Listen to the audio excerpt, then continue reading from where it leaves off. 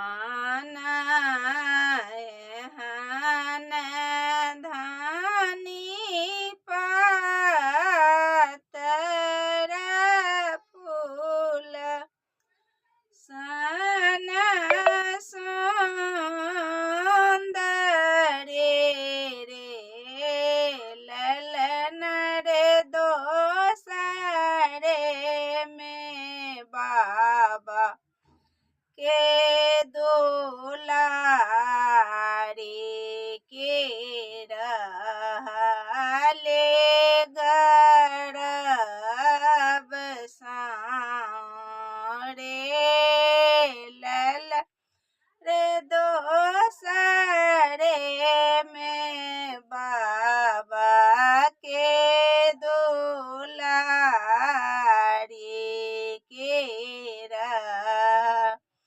ले गर्भ साए रे कमास बीतल दो सारे मास रोते सारे मास रे ललन रे बीती गेल ना बेच बेमास की होरीला जानम लेल रे ललन रे बीती गेल ना बेच बेमास के होरीला जानम लेल रे सासु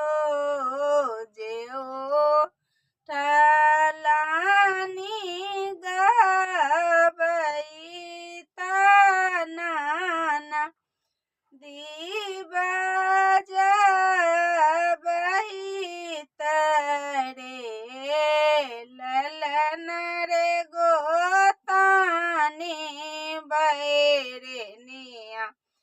बैसल झमाए के पटे